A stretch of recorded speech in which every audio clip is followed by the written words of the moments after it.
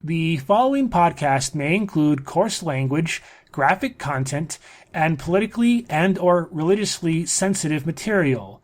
Those of you who are offended by such content should fuck off. To learn more about Daemoneye Publishing and download free products, visit our website at daemoneye.net. That's DAEMONEYE.net.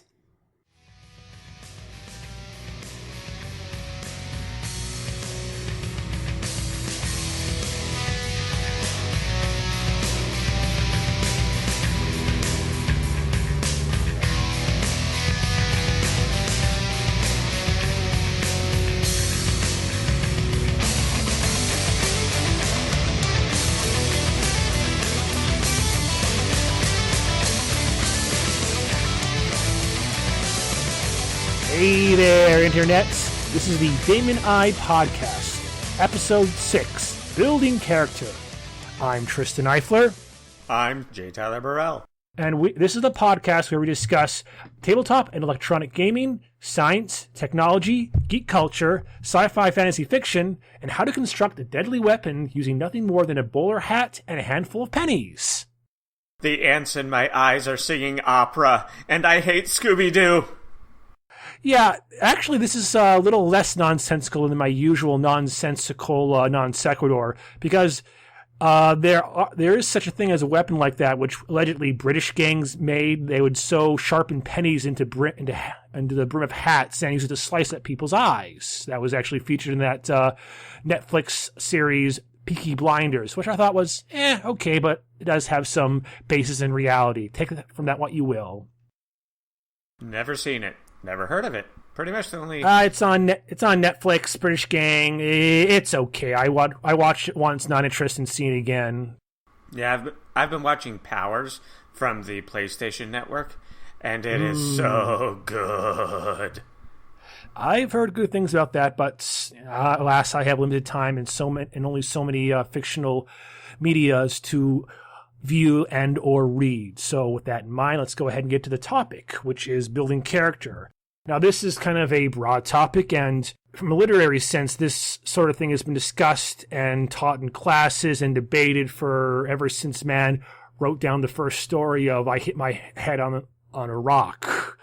But so let's try to bring this more into the context of building a character as far as role-playing games go. That said, we will seg a little bit into making rounded characters in fiction, because that is an aspect of the podcast we try to get into. So, but let's start out with what we're more familiar with, which is making a character in tabletop role-playing games, or hell, even in the more open RPG-based, character-driven computer games. So, first of all, there's that, unlike when you're writing a character in a story, you actually have some way of defining the character apart from what you describe him as being or her being, which is, stats, strength, skills, and so on and so forth. And, that can tell you a little bit about the character right there. But, but if you're trying to create a character or run a character who's more than a bunch of stats, it really is more fun to create actually a character rather than just play generic fighter X723-9. No, in 2nd edition D&D, the character stats, PC stats, especially the warriors, you could list everything about them in a single paragraph, and yet you still got some pretty complex characters. So outside the context of, say, any stats or any game rules, what are some of the things you want to do when you want to create an interesting character to run in an RPG, from a player's perspective? Well, it's been my experience that there are essentially 3 different types of characters. There's the stereotypical power gamer style character. How big of a bonus can I get to hit things with a lot of damage with my sword? There's your stereotypical role-playing character. I don't care what my stats are, I'm all about the acting. And then there's the exploratory character, the characters that aren't about the stats or the role playing, but an odd mixture thereof, where somebody's just trying to find out the absolute limit that they can push the weird, such as say a sorcerer that never casts evocation spells. How good would they be? Well, you can actually do that if you take a restricted school and do an illusionist or something. That's just part of the rules then. But yeah, so again, we get into that idea. There's you have players who just don't care about the actual role-playing aspect of the game, and hell, they could just be happy playing a miniature fighting game. In which case, I would honestly point in the direction of Warhammer 40K, or 4th edition.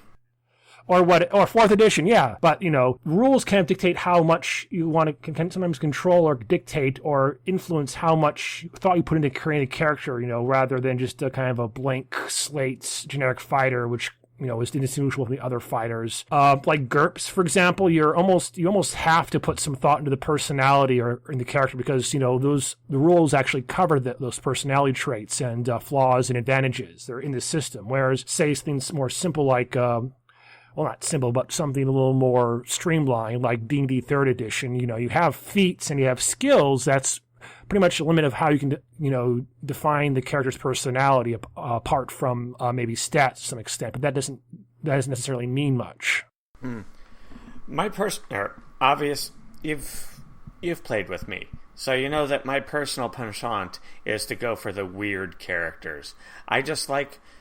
I like melding the three categories together, exploring some weird aspect of character creation, design, and role-playing, but trying to maximize how weird they are with a personality that really gets the point across that this person is not right, that I'm playing is not right in the head.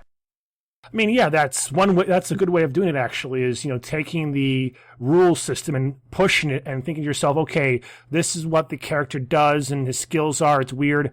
What sort of personality follows from that, Or maybe you would do like one personality, take a certain character concept, then push it the other way instead of just doing a weird character, like maybe a pacifistic fighter, or maybe a mage who is a complete idiot, yet somehow is an idiot savant when it comes to casting spells.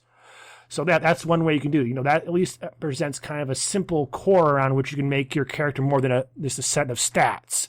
And, I think that's kind of the point of role playing. That's why I really think every player should at least put some effort into making a interesting and rounded character when they role play. Because otherwise, just play a fucking miniature war game. Then you don't have to be bothered with that. But part of role playing is playing a role, that of another personality or character, or at least your personality, in playing out some sort of fantasy trip, maybe literally if it's a fantasy game. But, and there are different ways to do that. Some players are intimidated by that or don't know how to do it. But one thing you can do is, like Tyler did, go for the weird option and see what follows. Of course, there are some extreme cases where people just like to play weird characters to troll everyone else. An annoying orc, a half-orc who kills or attacks everyone just to screw with the party. That's not cool.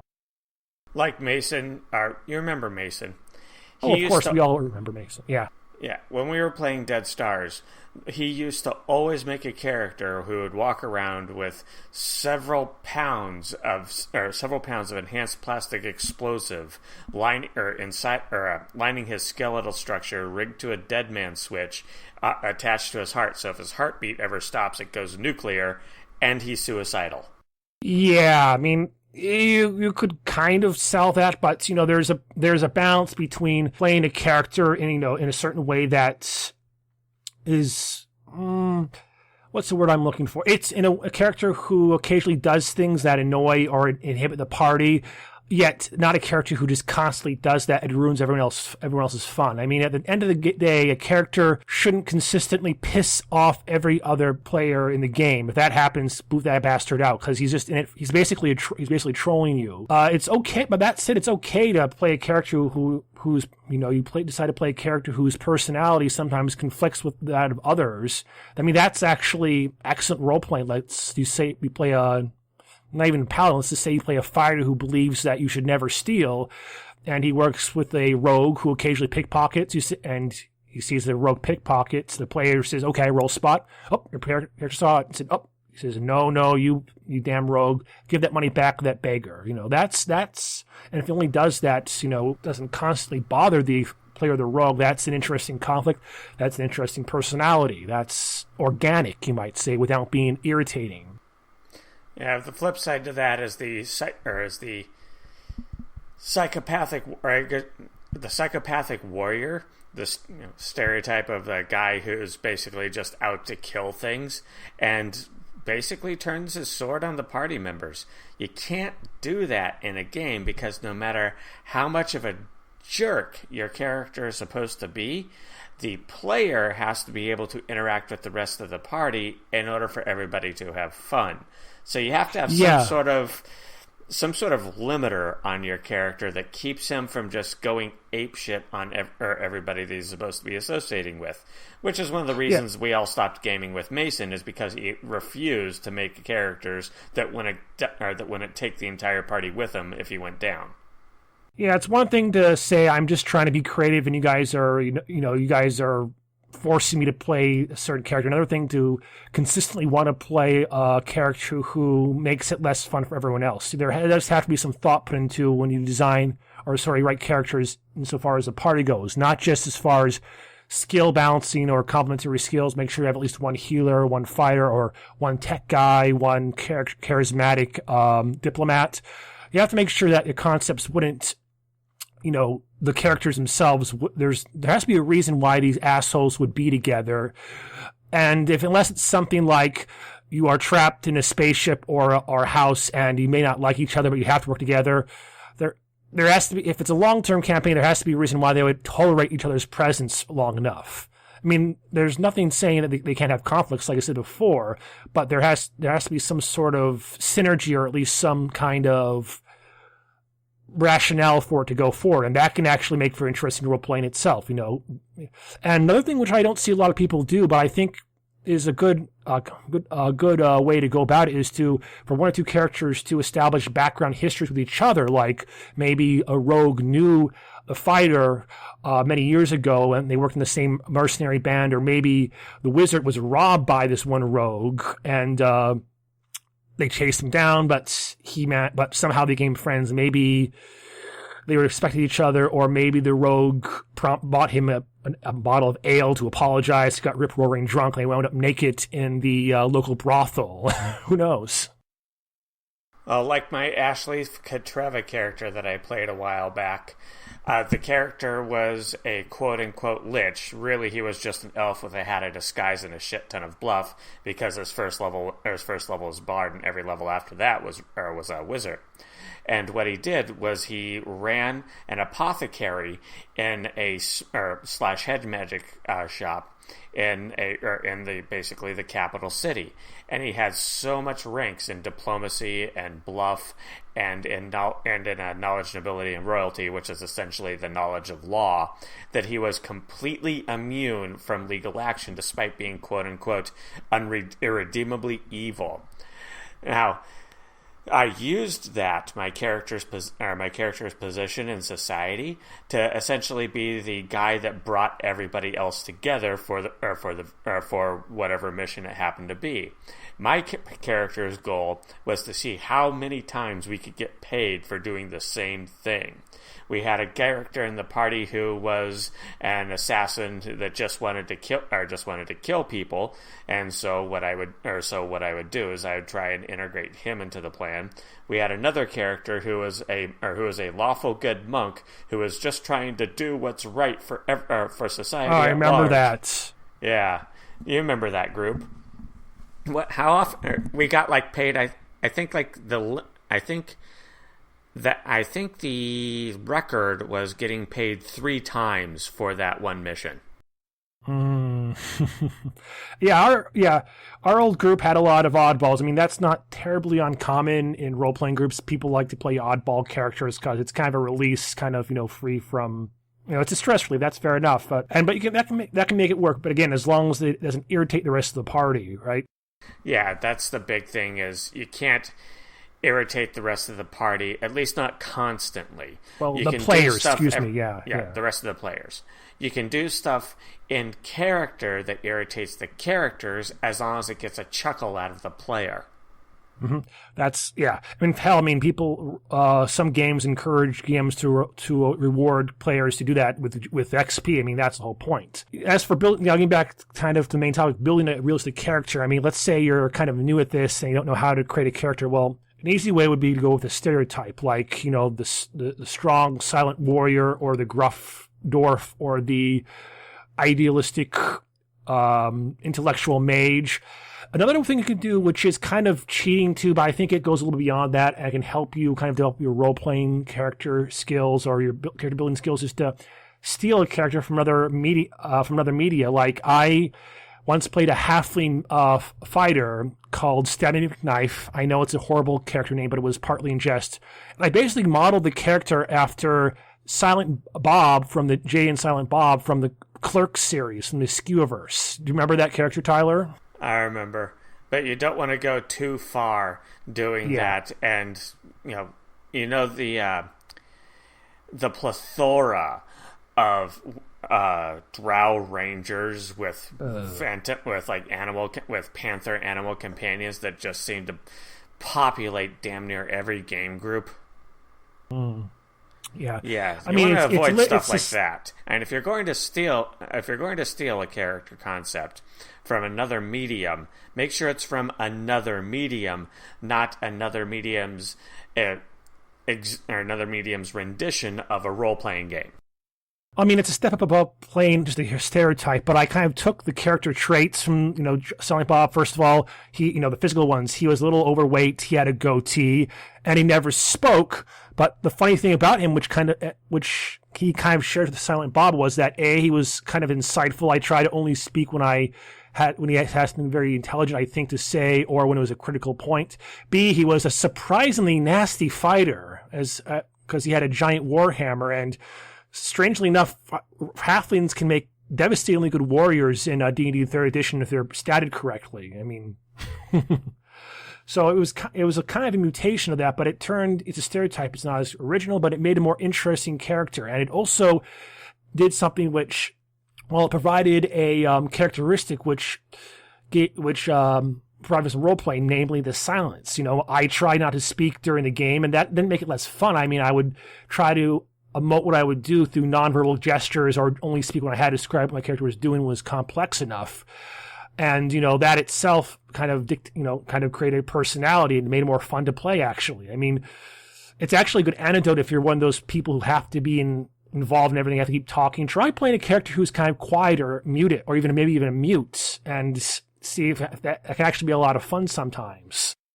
An example character. Grog. Oh, yes. For those of you who aren't in the know, which is probably the vast majority of people listening to this podcast, Grog was a character in a sailing-based D&D campaign that I played.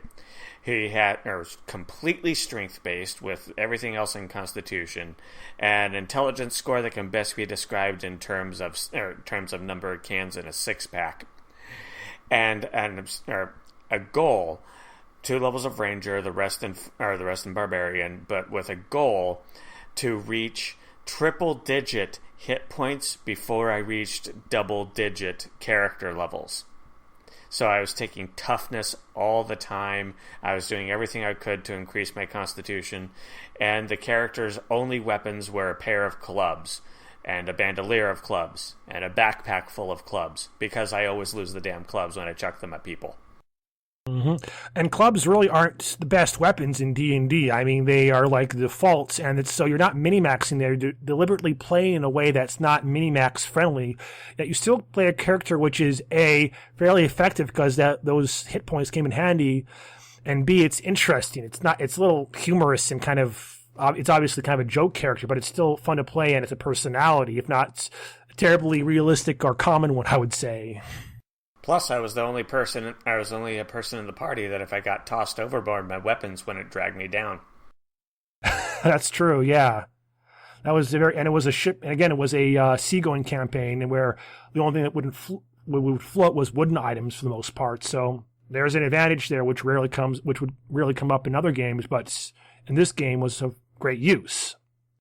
The character and his name comes from his defining personality trait was an obsession with alcohol. He literally would not accept payment for anything unless it was an alcohol, and he would accept payment for anything if it came in the form of alcohol. Very one-minded character. It's a fun character to play, and it's not complex, but still fun and it's different.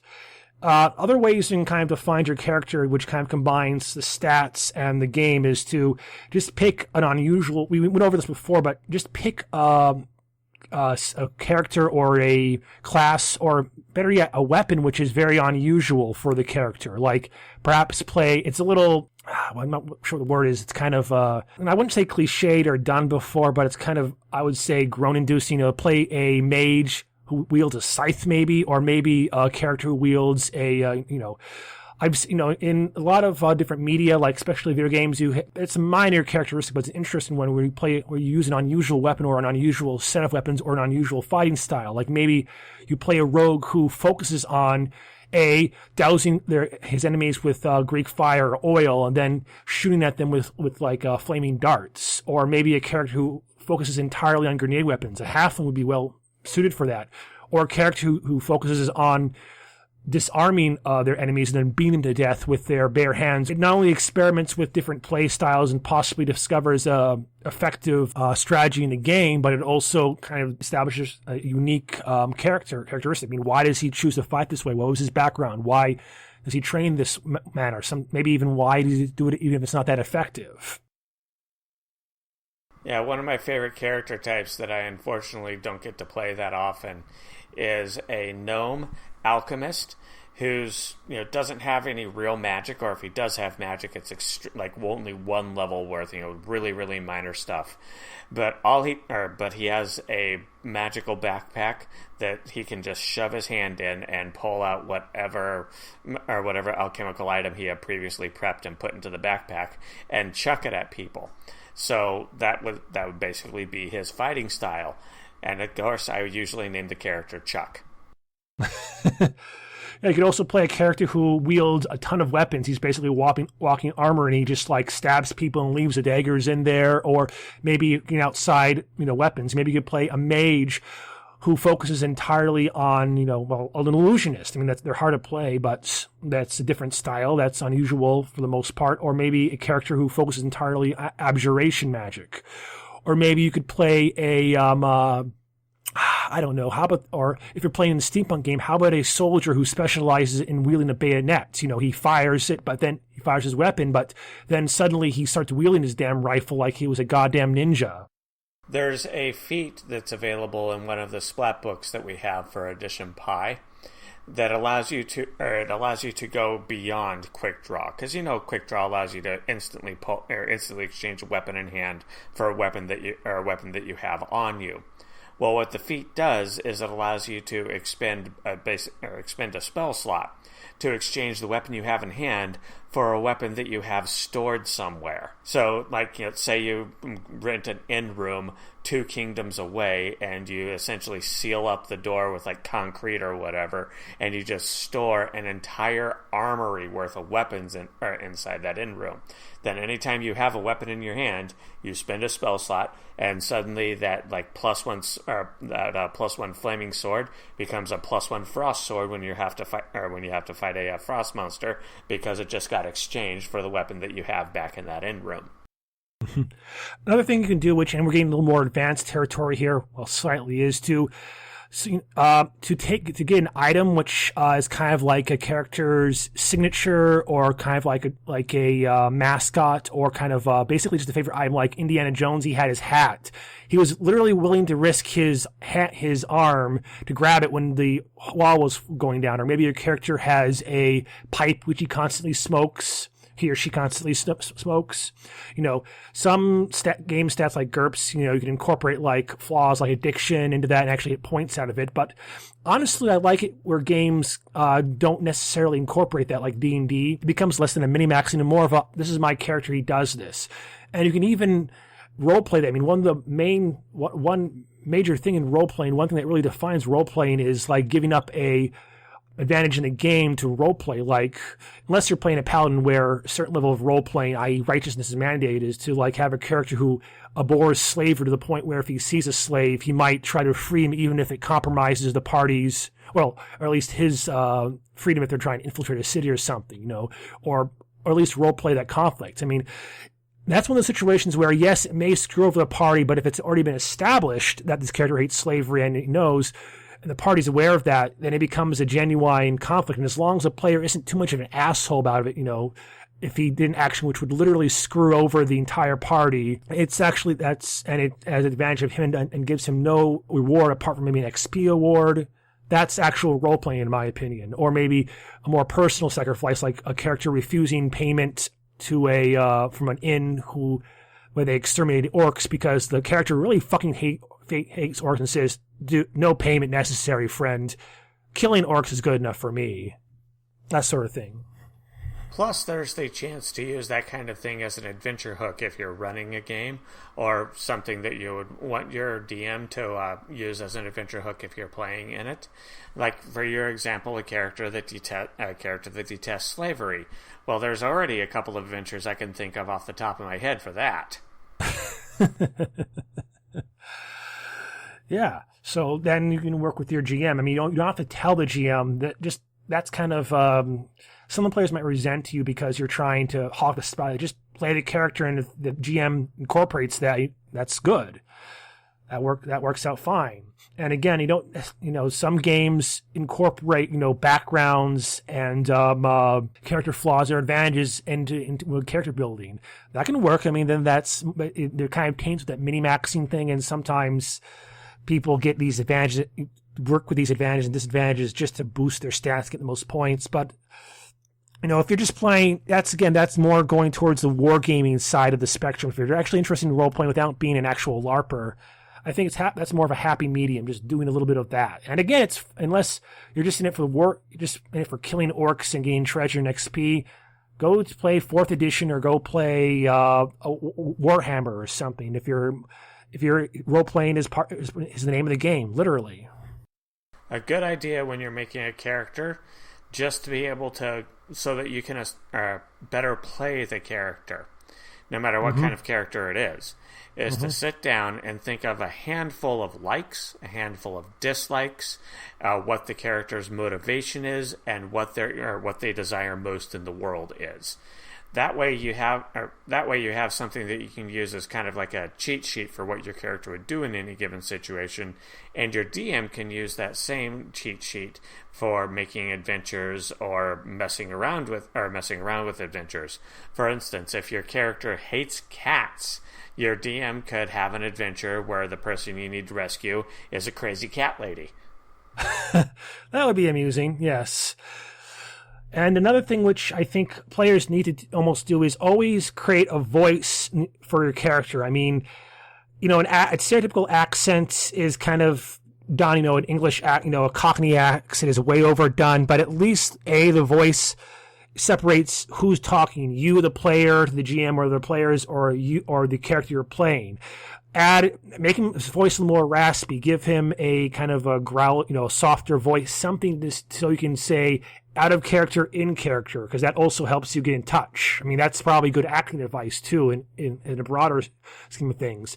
And actually, I've once or twice looked into they actually sell accent tapes. I think they're a little hard to get hold of, but actors use these to develop realistic Irish or realistic Spanish accents, or maybe even invent an accent. I mean, that requires a little more skill or knowledge of linguistics that most players will have, but that's worth doing, I think.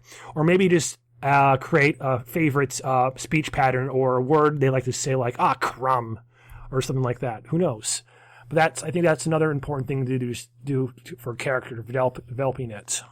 A good idea for a character is their homeland. Where does the character hail from? It's like, okay, so you're an elven wizard from the deep forest. Well, the world is covered in forests. Pick one.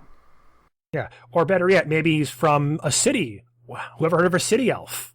Why was an elf born in the city? Why has he never seen the fair trees? That's self. Yeah. And another character idea. How about a character who is mute, but he's a mage and has a familiar speak for him?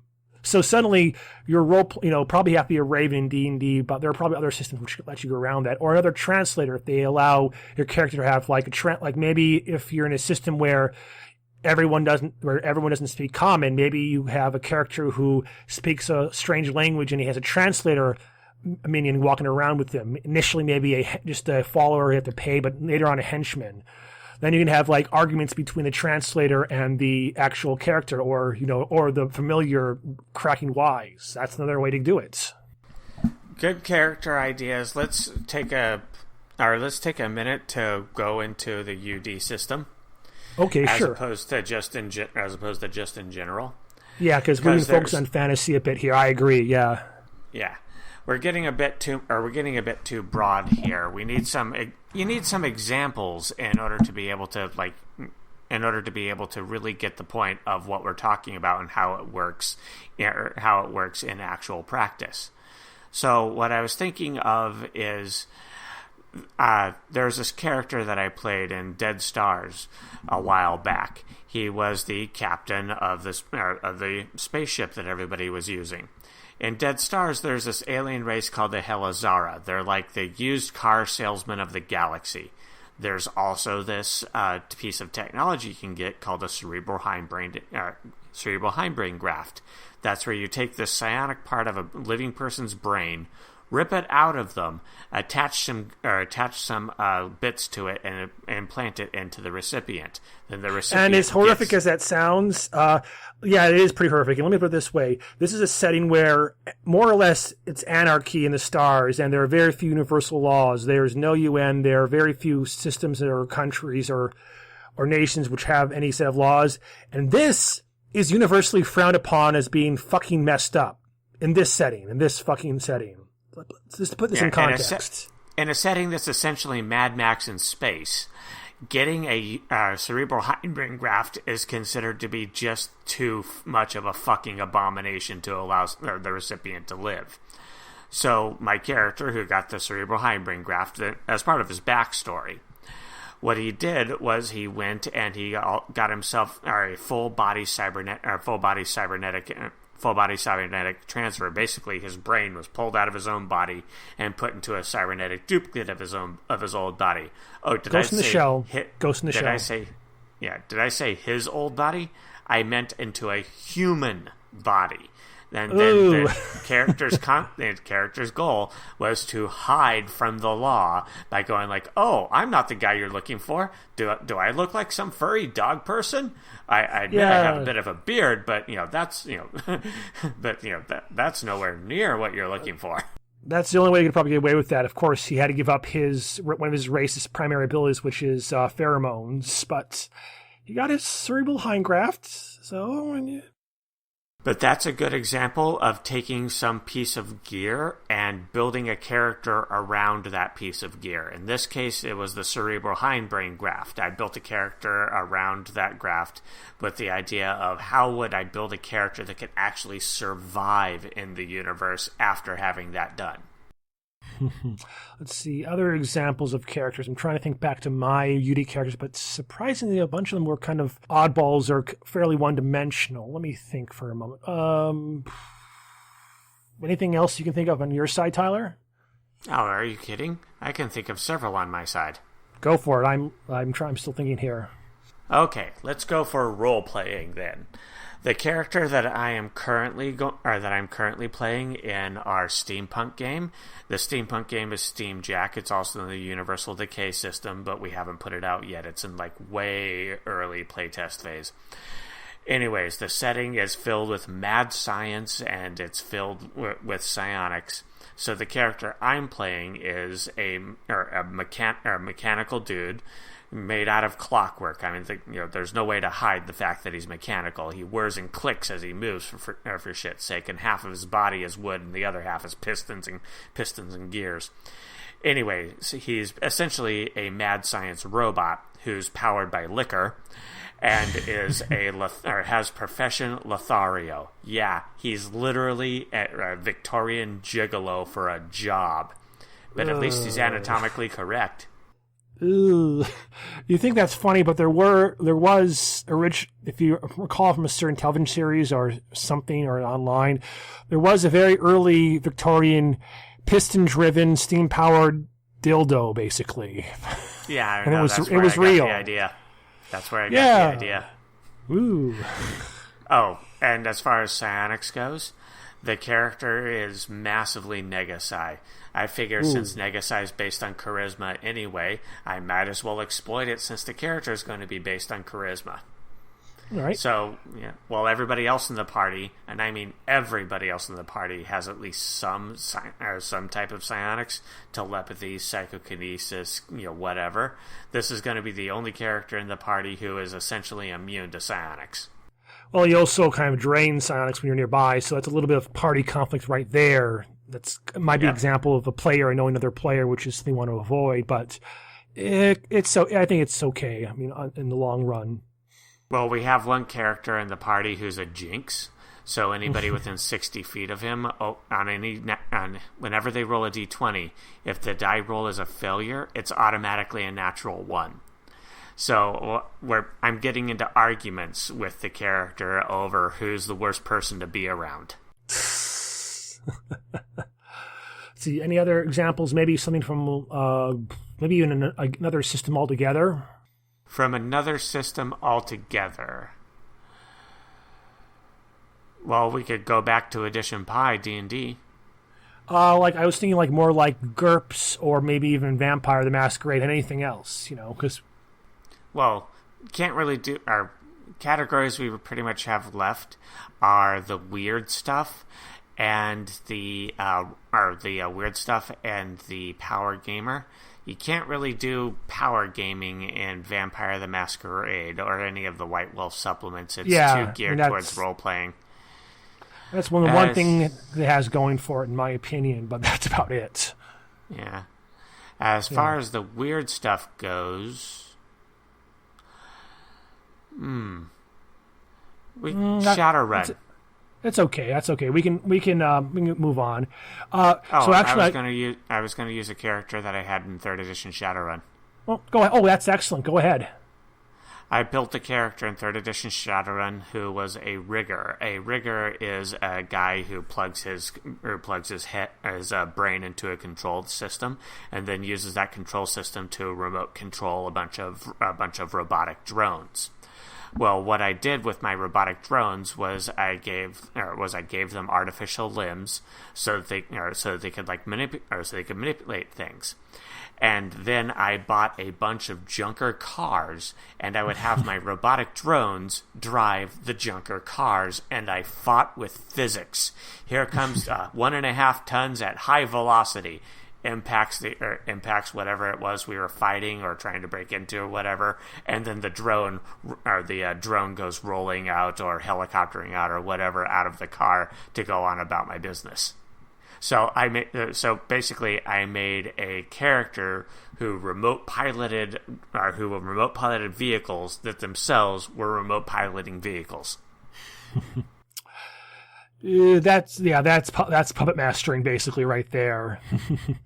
All right, so let's go on to kind of even more advanced idea or lesson here. You start, most of the time when you create a character, it's in the beginning of a campaign. It's whatever it is, your first level or starting character. You generally don't start as like a god tier character unless you're playing a certain game from White Wolf, which we won't speak of right now. The point is that you start out as a PUD or a neophyte, and yet a lot of people, they start out as being kind of portraying their characters as being badass or total badasses or skilled or mastered, and they don't really change beyond that. I mean, one thing that's often lacking from characters over campaigns, unless you're playing a one shot is character growth. How do their experiences change their personalities and skills, and how is that reflected in how they behave? That's something which you don't see a lot in role playing, yet I think that's a critical part, because everyone wants to play the badass warrior who could shrug off getting stabbed in the stomach and walk for 5 miles. But did he start out like that as a fucking child? Was he always like that? So maybe when he was first in the army, he was kind of this scared little shit who couldn't do much. And how did he grow into that role? Or how did the master wizard start out? Was he a simpleton yet developed, was kind of foolish at first, but had this weird grasp of unusual magic and eventually grew into that power? Or maybe he found a magical artifact which upped his intelligence. I mean, and and just beyond that, what if your character has experience in a game, like maybe he dies and is brought back? Players shrug it off, but in game that might have a traumatic effect on the person. Develop a fear as a result. Have you ever played a character which creates that idea of actual growth? Oh yeah, all the time. Mm-hmm. Let's give some examples. Well, off the top of my head, the example that I can think of would be Daemoneye. Mm-hmm. Daemoneye was a Jan. Okay, the character was. I was playing the character in The Shadows Move, which is yet another UD based setting, but this one is a modern day Gothic horror, where the Orkin man, the local exterminator, not only kills termites, he also kills goblins. Anyways, Gehenna was a Jan, a half fae from the Middle East, whose goal was the character was your stereotypical Islamic fundamentalist until he discovered a stash that one of the soldiers left behind over in Afghanistan of Ghost Rider comics, and just fell in love with the character. So his goal was to become Ghost Rider. And how did that... I am a fan of the fucked up characters. And so did this happen actually in the game or in the character's background? No. That was the character's background, was to become the Ghost Rider. So he gave up on his religion, started traveling, got an old Indian head motorcycle that he flathead motorcycle, messenger bike that he managed to fix up and over time tweak out so it looked kind of like a Ghost Rider cycle. Yes, the character had craft motorbikes to be able to do it. And just started traveling the world, trying to accumulate the powers and gear that he saw used in the comic books, and that was the character's goal: was to get all the pieces of what he would need to become the Ghost Rider. After all, as a Jan, he already had the penance stare. Jan can look at a creature who's within 5 feet, and an unlimited number of times per day, they can look at any creature within 5 feet, but a given creature can only be subjected to this ability once per day. That creature is then forced to, in the span of a split second, to live snapshots of all of their possible futures and all of their possible pasts. And they have to make a will save to avoid being dazed as just this huge dump of horrific or whatever information gets shoved into their forebrain, and the amount they fail to save by becomes how long they're stunned for. So, that was my penance stare. I don't quite recall the Jan class or cast or whatever of the Jinn in Arabic folklore having that power, though, Tyler, to be fair. No, the Jan in folklore were supposed to be creatures out of time. Well, as I recall, that there was the Jinn, and there were several different class. The Jan were the lowest. Then there was like I think the highest were the Marids, and then there were I've been doing a little research for another project, but yeah. But anyway, that's besides the point. That's interesting. And funnily enough, one of the characters that I can think of, which actually I tried to put growth and reaction to game experiences into the character over time, was my obese detective also in The Shadows Move. Do you remember that character? Oh, that was hilarious. So I created a private investigator turned exterminator who was basically, he was of Hispanic origin. He was kind of a bright person. I played the character with about average and to maybe a slightly above average strength and dex and high mental skills, including charisma, which is what you need for an investigator. For the dump stat, lowest, I chose Constitution. I thought, okay, he's actually not physically terribly bad, but he has low Constitution. What could reflect that? I thought instantly, he's a fat ass. So during the game, initially the first few campaigns, I would roleplay him kind of huffing and puffing. He would actually, during the first game, I actually had him pause during combat and draw a candy bar to eat while he was in a firefight. Give you an idea. And as the character, so, I tried to roleplay that limitation or that personality trait, even though there was no rule I had to. And so as he gained experience, though, I decided to put points into Constitution to buy back some Constitution. I thought, how would that be reflecting the character? And I thought, okay, he's probably living a more active lifestyle now than just wandering around asking questions. He would probably lose a little weight, and maybe as a result, he would start rejecting the junk food he would always eat, but would be agonized over because he was a fat ass and he enjoyed eating. So at one point, when we were meeting a client and he presented us with a fantabulous feast, my character was visibly winced and was like, "Oh, can I get a doggy bag? No. I maybe just a bite, And again, that was that struggle there. And, he was initially like that, but out of necessity because he was living a more active life, and also maybe because he's thinking, maybe I should stop having a bucket of KFC every night before I go to bed. That might help me out here. So there's another example of character growth, or actually the reverse of that in the case of the detective. Yeah, character shrinkage. Yes, and that was part of the character growth. As long as we're on the subject of Shadow's move, if we're going to be talking about just a plethora of awesome characters, Shadow of the Mountain. Oh, good Lord, yeah. To be fair, I pulled kind of the quick route and just basically ripped my character off of Dr. Krieger of Archer fame with a few minor tweaks. Basically, the insane, not normally sane person who is basically, I also threw in some aspects from Breaking Bad. He was basically the only doctor in a hick town, and he was actually very good and actually also had a minor psionic ability called Healing Touch, but he wasn't aware of that because he was a doctor. He just did very well in school because he subconsciously used that power, and he wasn't even aware of that in game. He was just thought, damn, I'm good. And he was good, but he used that skill too.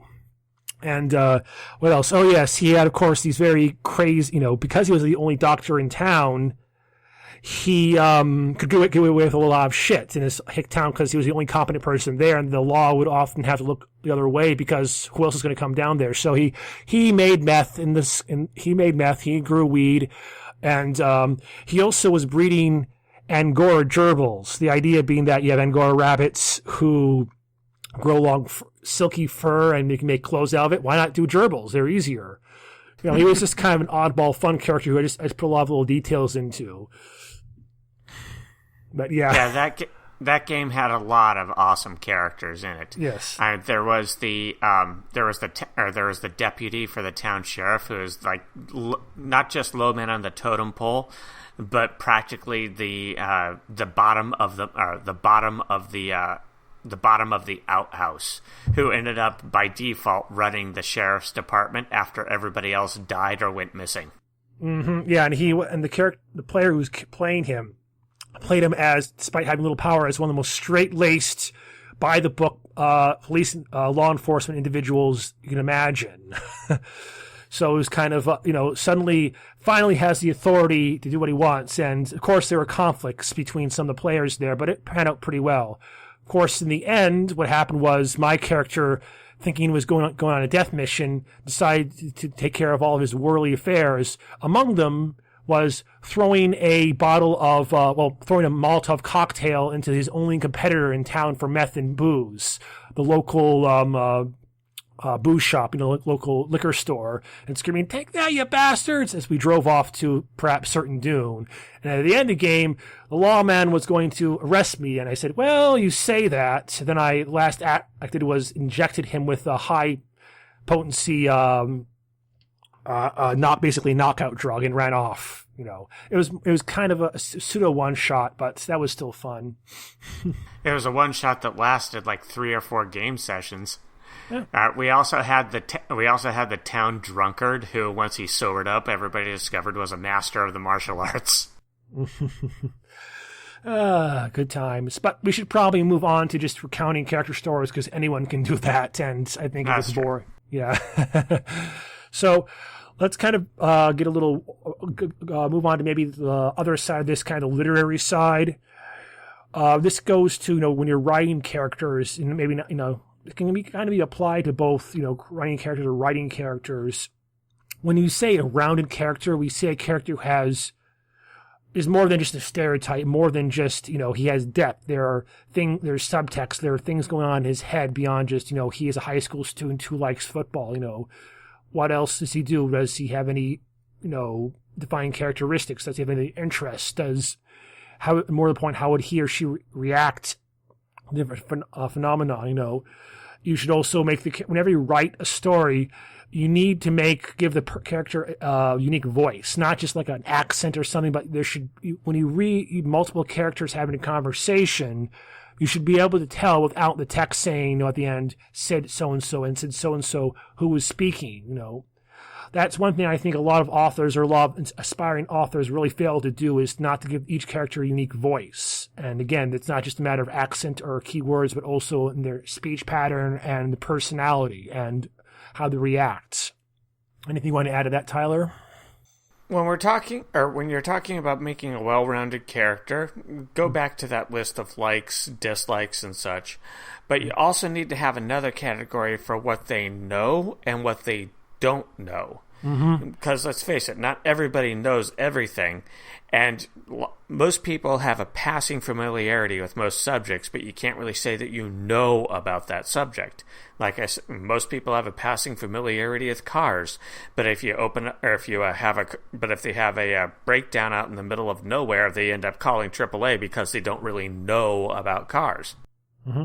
Another thing you want to avoid doing is, and this is a sin that a lot of early writers, and especially fanfic writers, and I know you're out there, and is self-insert. You don't want, there's literary theory, I think, that argues that every character is, to a certain extent, an avatar of the author, a piece of him. That's fair enough, but you want to try to avoid seeing yourself or trying to write yourself into a story, unless it's an autobiography, or if you don't care, you're just writing some sort of fantasy, escapist power trip, fanfic, whatever, which is basically the literary equivalent of fast food. Fair enough. But if you want to do something more than that, you need some way to distance yourself from the character. One thing that I do is I tend to write a lot of female protagonists, because I'm not female, I am male.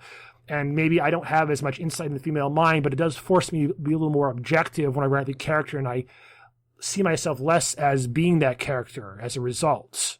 It helps. You have to have that little distance. That's I think, is an important quality you want to go for.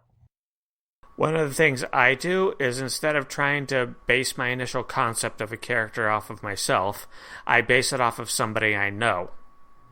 Like I'll base a character off of one of my old high school friends, or I'll base a character off of somebody in one of my classes in college. Base it off of somebody you know. You don't need to know them completely. It isn't like they have to be one of your best friends in the whole world you know everything about. But if you know a person and you know how they talk, how they move, what they look like, the kind of clothes they like to wear, that saves you a lot of trouble when you're actually building the character, or when you're actually deciding what does this character like to wear? Well, what does Jack like to wear? That's one thing it helps you. The other way it helps you is it prevents you, even subconsciously, from doing a Mary Sue style character insert. Because I'm sorry, Mary Sue must die. Mary Sue must die indeed. Again, if you're just writing this for some power fantasy trip, you just want to write yourself into it and have fun, and that's almost okay. Just don't, if you post it on fanfic.com or your DeviantArt account or whatever, don't get all pissy when people start trolling you or mocking you. And that actually brings me into something that's kind of off topic, but something I do want to talk about, which is fan fiction. Okay, some authors have a problem with fan fiction. Among them, George R.R. Martin. He doesn't like fan fiction. He thinks that authors should only write their own original creations. He's actually kind of against it, and I suspect if he had the power, he would prevent people from writing anything. Of course, he can't, but there we go. I don't see a problem with fan fiction to a certain extent. It's kind of a fun and even it's kind of fun. It has actually a long history. And I think it's good practice, too, because it kind of forces, if you're writing about another character in fiction or media, it does kind of force objectivity about a character you know about. And it's also, fun to see these characters that are well established, do different things. But at the same time, I think at a certain point, you have to stop writing fanfic. When you get very good and you start writing these very long and actually very excellently written My Little Pony Battletech fan fiction crossovers. And yes, that is a real thing. I've read it, and it was actually damn well written. When I read these things, I start to think to myself, you know what? This has the grounding of a very good story. It's a very well written, yet it's fan fiction. Why? The author really should take these ideas and start writing something original because, A, you can actually get credit for it, and it's your creation. You can do more. You can publish it. You can do more than B, you're not the original creator of these characters. They are not yours. You do not have the same perspective that the author who actually created them did, or maybe it's a conglomerate or company, but it's still not really yours. So you're kind of limited to what you can do with it, and I think it's kind of not really even appropriate. Go ahead.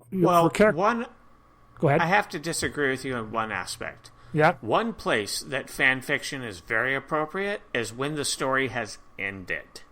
Well, then you could argue that then you're kind of taking up a continuing story, and that's okay. That in some circumstances that's okay. Like you have a shared universe, or if it's a property where the authors are dead or the series has been discontinued. I mean, when you have a situation, or when the author flat out states other people should use this stuff to explore that's a shared universe. I mean, H.P. Lovecraft did that. Another example of that is Thieves' World, where it was.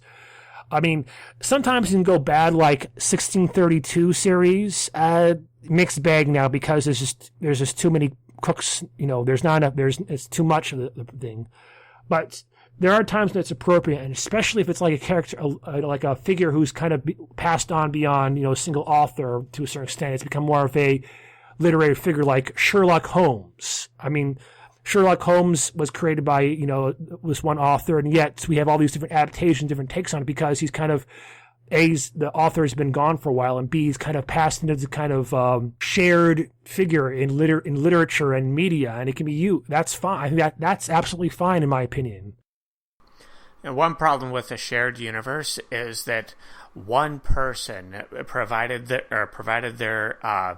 their work gets distributed or gets noticed for some reason beyond their actual capacity to convey that work or to convey the subject material, can completely ruin it for everybody. And I'm looking and talking to you, Virginia DeMars.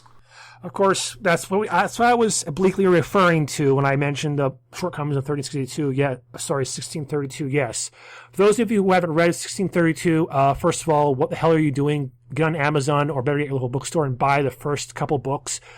That said, don't bother with all the fluff material and all the other books, and especially not one of the books written by the aforementioned author.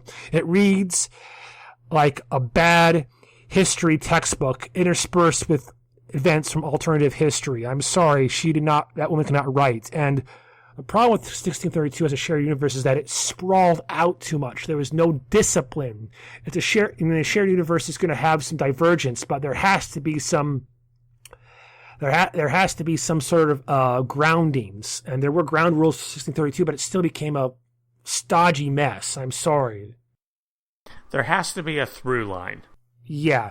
I mean, H.P. Lovecraft encouraged other authors to write in his universe, and, he had a set of, canonical Lovecraftian stories, a mythos. Other authors like Ashton Smith Clark did stories in there, and there are some people who argue that, some authors veered it a little bit too far from H.P. Lovecraft's original vision, and maybe that's true, but there was more discipline in that shared universe. Same thing for Thieves' World. That was also a good shared universe. The original Wildcard series was an awesome example of a shared universe. Mm-hmm. So maybe that's not quite fan fiction per se because the author encourages it, so you can argue that's not fan fiction at all. But my point stands is that fan fiction is fine in my opinion. It's good practice and it's fun to do, but don't take it seriously, and especially don't expect to make money off it. I mean, you can argue that whether it's good or not, but there are laws specifically in place to prevent people from doing that. And this is one of the rare cases where I think copyrights, or at least actually has a purpose, in my opinion.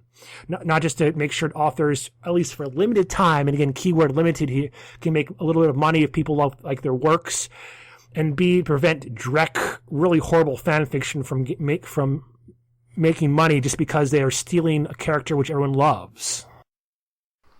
Yeah, you want to keep the garbage from saturating the environment. It's not so much copyright law that really goes into this that we should be using for this purpose as it is trademark law. But copyright law has completely consumed the legal universe because Mickey Mouse cannot die. Well, yeah, I mean, like I said, that's why I put emphasis on the word limited there, Tyler. And I'm not saying that the copyright law as it is in the United States and perhaps elsewhere is horribly abused, but some of the core ideas, or some of the ideas there, I think, are sound. They're just not enforced correctly, or the law has been mutated and maligned. That's all I'm saying. Well, on that depressing note, we should probably sign off. It's been over an hour, and I got things to do, places to go, people to kill, and a mad science degree to earn. Yes, and as do I. And this is actually a perfect place to end. So on that note, fanfiction authors, have fun, but don't expect to make your career off writing 200-page long epic of how Goku lost his virginity to Derpy Hoofs. And remember, Mickey Mouse is always watching you. All right. This has been the Daemoneye Podcast, Episode 6. I am Tristan Eifler. I'm J. Tyler Burrell, sadly. And thank you for listening. Catch you on the flip side, yo.